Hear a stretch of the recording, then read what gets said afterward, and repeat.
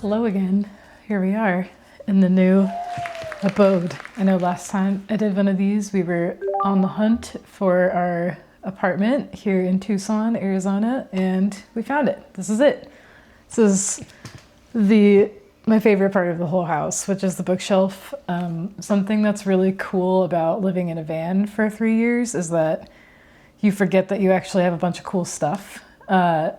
And the thing that I thought about the most, so I guess I didn't really forget about them, but the thing that I've thought about the most were all these books. And so it's really nice to have them all here, just available to look at whenever. It's actually amazing. I've been reading a lot more because of that. There's a bunch of books I've been wanting to read, a bunch of reference books that I've been wanting to use. It's really nice to have access to all of them again. So yeah, here we are. This is the new apartment. We're pretty stoked.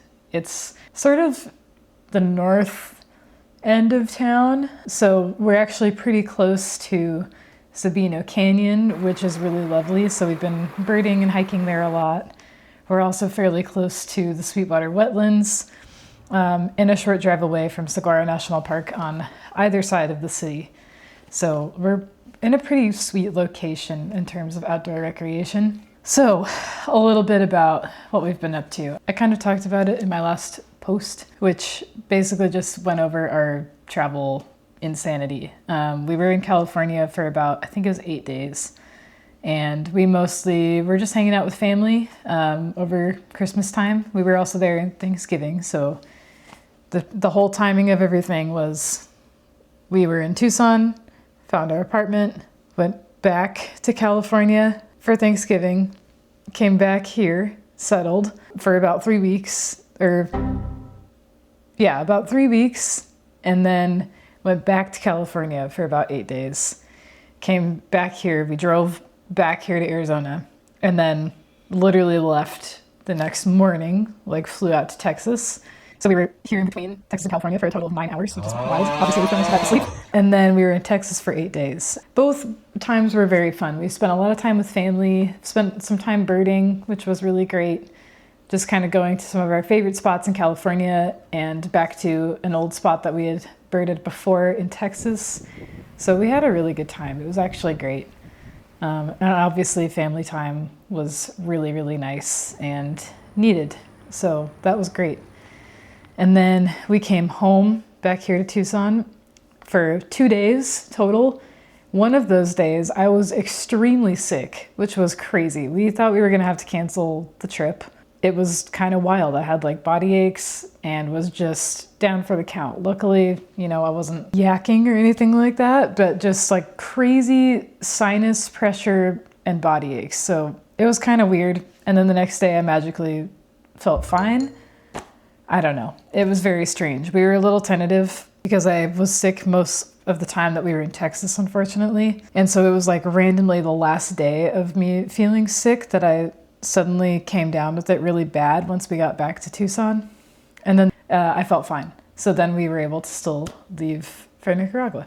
The reason we went to Nicaragua was to celebrate our 5-year wedding anniversary. And we decided on Nicaragua because of a few factors. Number one, it is far less expensive than Costa Rica, which is initially where we were wanting to go. It's about 2 to 3 times less expensive than Costa Rica, just from what we've gathered in research and talking with people who've traveled to both places. The other reason is that not a lot of people go to Nicaragua. It kind of just felt like exploring a place that isn't often traveled to, at least by folks from the US. And it was incredible. It was such an amazing experience. Everyone was so kind and extremely patient with us and our very broken Spanish. We have been trying to practice pretty much every day since. I signed up for classes. We're trying to watch shows in Spanish. It made us realize how much better our experiences would be if we were actually able to chat with people. And not that we didn't know that before, it's just, we're working on that. But it was amazing. The first day we went to a place called Montebello, which is a natural preserve / eco lodge. It used to be a huge coffee farm, we found out.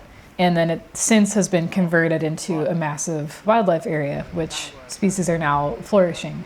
As amazing as coffee is, a lot of the times it ends up creating a similar problem that we see in the US with like corn and soy, where it's a monoculture crop. So they tend to take over a huge swath of area that usually should be a dense rainforest, or a much more biodiverse habitat. So that was really fun. We had 2 guides, Nat and Donna, and they were super knowledgeable and just taught us so much about the forest. And we also got to see our first howler monkeys, which was super cool. I thought they were gonna throw down at us, but they did not. Luckily, they were not pissed enough.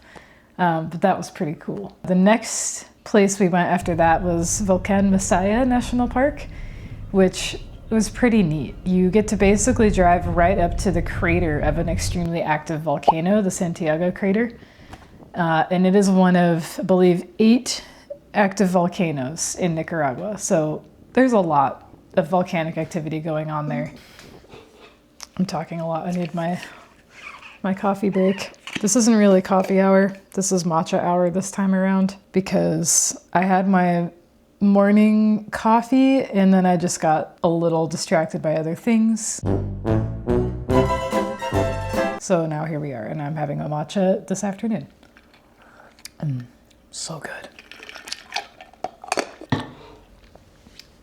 So you get to drive up to an active volcano crater, the Santiago crater, which is absolutely crazy. The funny thing was, when we got there, the park staff were telling us that the volcano is too active right now to spend any more than 5 to 10 minutes at a time up there. So it's still pretty funny that they let us go up there just for less time. They're like, this will lessen the impact, right? So that was pretty cool, and also terrifying. I have not felt the butterflies like that looking over a cliff edge since we've been in Glacier, but looking over the edge of that crater was pretty terrifying. It's this massive cauldron, and it's multiple hundreds of feet down to the bottom, where it is actively smoldering sulfur dioxide, which is a highly toxic gas. There's a lot of it coming up out of the crater. And then like way over to the right from the viewpoint, there's like this big plateau. It's like a giant lava field from past eruptions. And this crater is interesting because if you were to drive up to it at night, it has a lava lake in the middle, which is this really cool phenomenon that is exactly what it sounds like. It's just like this lake of molten lava that's always there. So that was an amazing experience. As was getting to watch the black vultures soar up on the thermals in the crater. It was pretty sweet. That was a big highlight. We went hiking after that in other areas of the park. There's these little fissures. They're sort of like fissures. There's a particular name for them. I can't remember off the top of my head. I'll have to put it in here. It's kind of like in Yellowstone where you have these hot spots where the ground is smoldering. It's kind of like that, except it's weird because you're in a tropical rainforest, kind of. It was really cool. I've never seen anything like that before. The next day, we went on an unforgettable kayak tour on the famed Isletas in Granada along the southern shore of Lake Nicaragua. Our guide, Angel, put us on some incredible birds and was extremely knowledgeable about this stunningly beautiful ecosystem.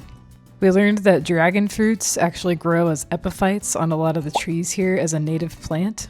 And we even saw this little boat-billed heron and these groove-billed anis, which are just one of my favorite birds to see. And countless other bird species that I'm far too excited about to contain to this one video.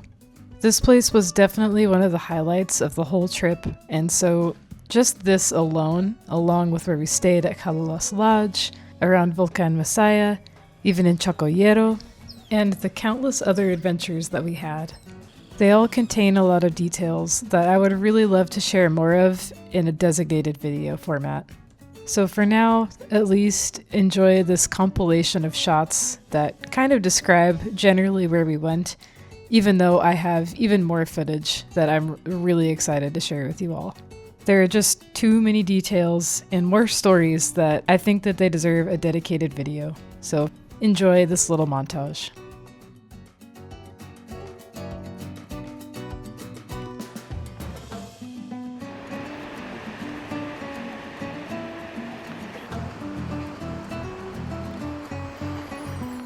And there's more to this adventure, but I am planning on making a dedicated video for Nicaragua because there's just so much that was so amazing about it. And we also have some more harrowing experiences to talk about as well. But overall, highly recommend. Nicaragua is amazing. So that about covers the travel segment of things. The other part of this video that I wanted to make and that I've honestly been hung up on just in general with my art is the intention behind my art. And I think it's especially important to talk about in today's climate, just of everything really. I have a couple things written here on my little talking points. And the number one thing that I want to stress is that by making these videos, I understand that I am in an incredibly privileged position to be able to do this. It's never lost on me how lucky I am to get to do this for a little bit of money every month. And I know it's not very many people that are here, but I'm incredibly grateful to get to do this. And obviously could not be doing this without people being interested in it. So I'm really grateful. I really, really am. And the other thing too is because of that privilege, I feel that I have a responsibility to try to create things that are meaningful and that bring something to the world. And I hope that I can bring, at the very least, intentionality and thoughtfulness. I think those are two things that are really lacking in the world right now, and people need all the joy they can get. I would like to contribute if I can somehow. And it kind of speaks to the rate at which I create things lately, and really that I always have, but especially now. It's been slow, even though I am between seasonal work right now, so I'm just putzing around looking at birds. I'm trying to produce things thoughtfully, and that takes a little bit longer. That being said, I do not want to just stop making things because it's hard. I think it's really important to make art in times like this. In fact, it's really necessary, but all the more reason to do it with intention and thought. That's not very succinct, and I don't think I really said too much there, but hopefully that makes sense. Something I really want to be sharing more of is film photography. I just got back into film because we found a film shop just down the road from where we live, which is pretty cool. So right now I'm shooting on this guy. This is my Minolta Highmatic AFD. I think that's what it is. And right now I've got this roll in there. Is that upside down? That's upside down. This guy. It was explained to me like a hybrid between Porta and Kodak Gold. So I'm excited to see how this looks.